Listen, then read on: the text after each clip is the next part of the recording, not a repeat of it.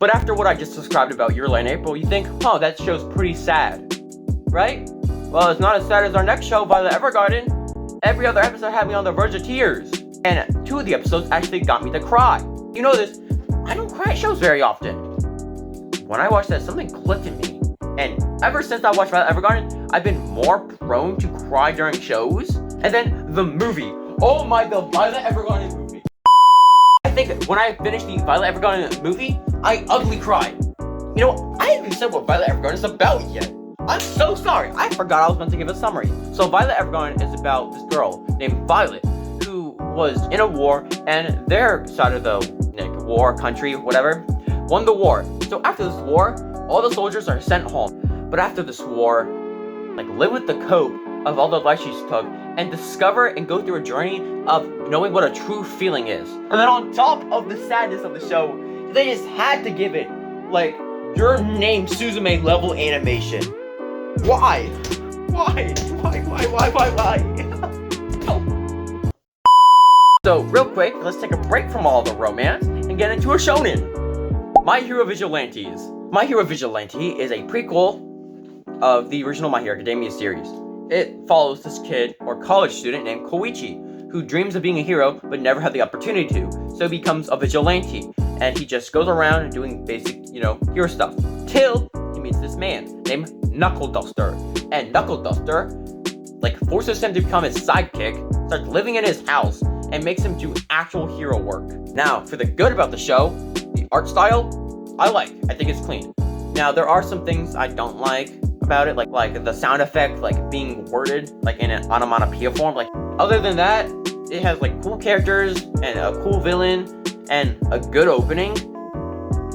That's really it. Now, you may be thinking, you've had such a lame reaction to My Hero Vigilantes previously to what you did to Violet Evergarden and Your Lie in April, so why is it higher? Simply because it was hype, I loved it, and yeah, everything's not the most exciting, but it was still good, and I'd rather have this above it, and remember this more, instead of thinking of Violet Evergarden, which every time I think about it, I want to cry and bawl my eyes out, and And speaking of bawling your eyes out, you ready for this? A silent voice. I'm going to cry. With how many sad shows I'm realizing I've watched. For those that have never heard about A Silent Voice or watched it, A Silent Voice is about this kid named Shoya. And he was considered a bully. He bullied this girl named Shoko, who's deaf. Not right, in the slightest. But after a bunch of years pass, he wants to make amends with Shoko. Can I just add, Shoya has a top 5 redemption arc of all time. That balcony scene cemented him as the best redemption scene in all of anime manga history, and I will not hear otherwise. Until I see a better one, he has the best redemption arc ever, and Shoya is a top 5 main character for me, and that's it. But after A Silent Voice, we completely flip the scripts and have one of the darkest themed shows I've ever seen, Gachiakuta. The second episode, the main character bites someone's finger off and leaves the bone. Gachiakuta is still relatively new, so I bet most people don't know what it's about.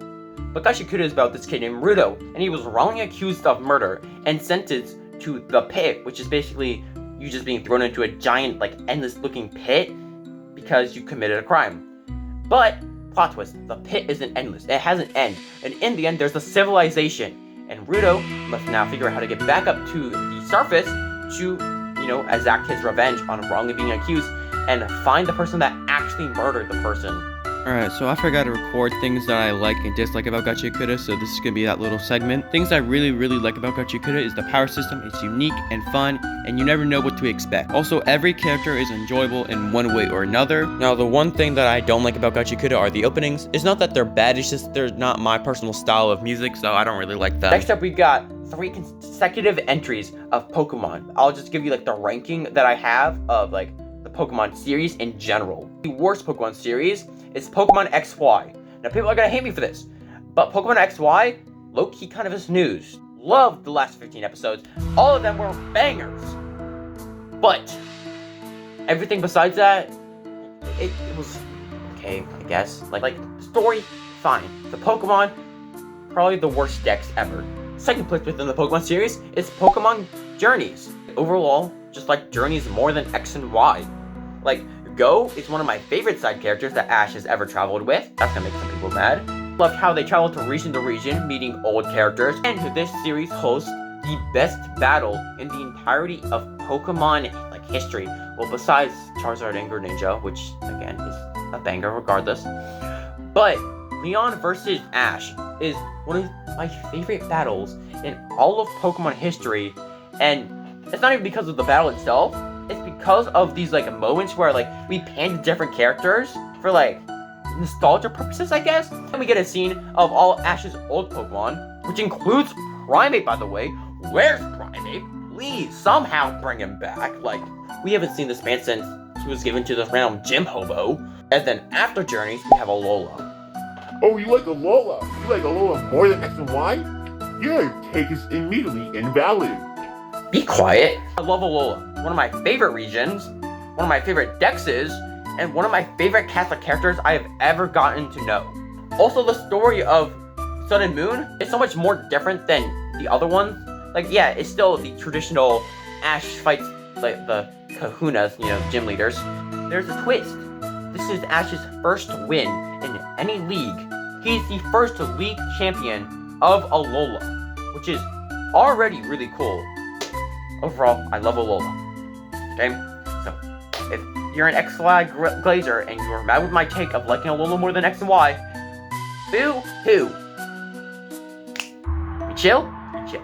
And, overthrowing all of the Pokemon series right now, and going back to depressing shows that I decided to traumatize myself with, Cyberpunk! Cyberpunk is PTSD as a show. Every episode, someone important dies.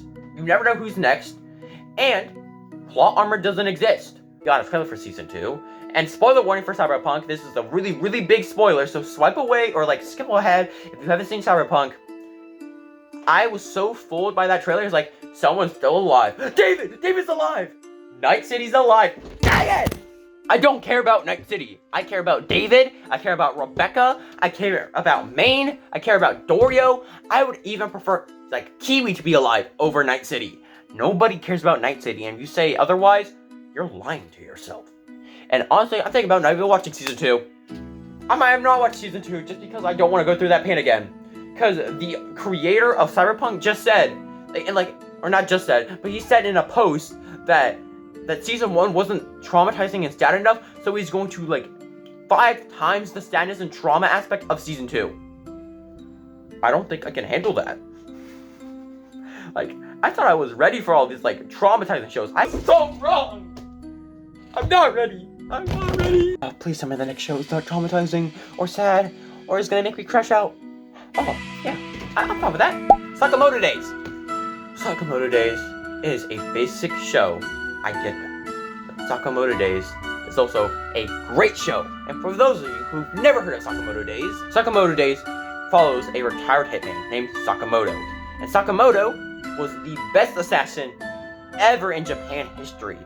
But he falls in love and retires from a hitman, which is illegal to do as a hitman. And he has a 1 billion yen bounty set on him. So now he must use his previous skills as a fat, tubby convenience store owner to protect his family and his actual side family he has. He brought all these different kids in and made them a part of his family. Shin, there's Lou, and there's Eisuke. Love them all. There's not one character I hate that much in Sakamoto Days besides the deer guy. I do not like the deer guy. Some goods about Sakamoto, even if it's a basic show, is it being a basic show. It is simple and easy to follow. There's no confusing plot lines or it's just simple, easy to follow. Going from a simple, newer show to a more older and complex show, we have OG Naruto. And I don't think there's any anime fan that doesn't know the story of Naruto Uzumaki. I'm not even gonna spend that much time on Naruto OG because it's honestly really good. It has great arcs. There's rarely any bad arcs. If anything, the only bad arcs are the filler arcs. Well, I guess you could say the Search for Tsunade is not that good of an arc. But hey, the fight at the end of that arc, awesome. Another good thing about the original Naruto is its cast of characters. Now, yeah, most of them are irrelevant and get no screen time, but hey, still got a diverse cast of characters. And the last good thing about Naruto that I can think of is the power system. Chakra is a great power system, and I love it. Other than that, not really much else to talk about. We can go. We're in the top 15, which isn't that big of a deal, but I thought it was cool, so yay. But just breaking into the top 15, we have the most recent show that I finished being Chainsaw Man. Now I still gotta go see the movie, and I will go see the movie on Crunchyroll when it releases in March. But I know, you're probably wondering if you've never heard of Chainsaw Man, which you should probably go, study up on it. But Chainsaw Man is this dark, action-packed world of a young man named Denji with the ability to turn into a chainsaw. You'll understand why he turns into a chainsaw when you watch the show. And Denji's only goal is to 1. Pay off his father's like $1 trillion debt, and 2. Find love. It will all make sense when you watch the show. I promise you. Now, Chainsaw Man got goods and bads. But the goods are so good that the bads don't even exist. Like the first good of Chainsaw Man, Denji. Denji is one of the best main characters I've ever seen. He is top 10 main character for me, and I love Denji. Denji is my dog. This show addresses really dark, serious themes really well. Even if it's a subtle connection, it is done really well. Now, the bads, which aren't even really bads, but people just over-exaggerate. This show is for gooners. And I understand why people say that. This show can have goon. We all know about the Hibino bed scene. I've tried to erase it from my mind multiple times. I just can't. But if you watch the show, it all makes sense why it's a gooner show. Because it's not all like your usual anime where it's just goon to be goon. No, the gooner aspects of the show actually have a role to play within the story and make sense. And it's not just there to be there. You can really respect it for that. Even if fan service is one of my top 3 least liked tropes in all of anime, I still need to see the movie to confirm my expectations of this series. So I decided to put it under another show I think is a tiny bit overrated, but not as overrated as Solo Leveling. Next up, we got Jujutsu Kaisen. It's about this kid named Yuji who eats a cursed finger and basically has to learn about cursed energy and all this other stuff. I don't even know what it's about, but I know it's about defeating Sukuna. And like I said, I think this is a tiny bit overrated, but not that overrated. The animation is great, has a lot of funny moments and serious moments. System is okay. Every single moment that Yuji crashes out, you are about to experience the most peak fight you've ever seen. I'm so happy that Yuji beat that thing. Yuji will forever have my respect for beating the ever-loving crud out of Mahito. But all I know is that Yuji's crash outs would probably confirm that he wouldn't survive in this next show. Vinland Saga. About it, Yuji seeing Vikings die all around him, bro would not survive. He might be the strongest in that verse, but he would go insane. But that also means Vinland Saga is above Jujutsu Kaisen in our next show I'll be talking about. Vinland Saga is set in the time of Vikings, and it follows Thorfinn, a young boy with the dream of becoming a warrior, like his father Thor. But some things go down, and now he seeks revenge. And other than Thorfinn seeking revenge, you just, explore the complex world of Norse culture warfare. You learn about the Viking religion and all this other stuff. And Vinland Saga, to put it short, is breathtaking. I don't know why I waited 3 months to pick it back up after watching episode 7, but I regret it heavily. I watched this show a lot sooner. It's just that good of an experience. And when I say breathtaking, I mean breathtaking. The story, the development, the world itself is beautiful. I've rarely watched any animes that aren't based in Japan. This is one of them that I just randomly stumbled upon. Love it forever. I love it. But the one thing I don't like is how the seasons felt. The seasons were great. Season 1, awesome. Season 2, immaculate. But they felt like previews for the upcoming Season 3 when that does get announced. Maybe that's just me, but it felt like Thorfinn's backstory was, spread out into those 2 seasons. But it doesn't take away from the fact that Vinland Saga is breathtaking and peak, and you need to watch it right now. And going from a serious and breathtaking show, we have a more of a goofy show that deals with aliens, and ghosts, and a cat that talks. If you guessed it, we got Dandadan is a mix of supernatural threats and sci-fi things, like aliens and ghosts. You follow the 2 characters, Momo and Okarun. Both of them want to prove the other one wrong, that ghosts or aliens exist. Momo wants to prove to Okarun that ghosts exist, and Okarun wants to prove to Momo that aliens exist. But plot twist, they both exist, and they get powers because they both exist. What encourages is a bunch of awesome moments and fights, plus a little bit of romance. I'm gonna say this right now, Gigi has grown so much on me, but the way he ruined that scene of Momo and Okaroon in the car, I will never forgive him for that. Overall, Dandadan was a funny and enjoyable show. He has great animation and openings. Dandadan is 2 for 2 on openings, but episode 1 and episode 9 of season 1 were kind of weird. Go in your room to watch them. Let's just say, after you watch the show, you won't look at a banana the same way anymore. We're almost at the top 10, but sadly there was one show that barely missed the top 10. For the show that just barely missed out on the top 10, we have Apothecary Diaries. Yeah, I know, audio got messed up again, and I don't know what's happening.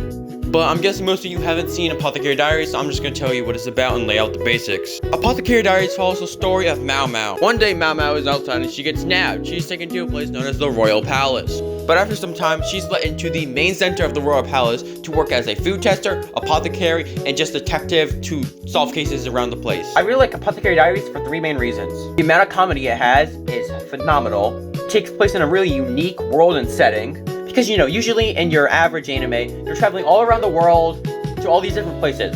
Sometimes you might just want to sit down and be in one place. I wouldn't want that if you, like, you know, if you hate on Legend ZA, but that, like, has no relevance. This show is extremely emotional sometimes. Now, there are 1 or 2 bad things about Apothecary Diaries, but they don't really matter, right? Alright, one of them kind of matter. And that's the character Jinchi. Now, he's a good character, but he has this habit of putting you in really awkward situations unexpectedly. And if you're not watching the screen closely, you could be caught in public with one of these scenes. And let's just put this short, you don't want to be caught in public with the frog scene. I'm just telling you that right now. If you get caught in public with the frog scene on, you are going to be judged forever. So warning, if you watch season 2, episode 10 to 12, just be alone. Next up. Come back for part 3 to get my top 10 favorite animes.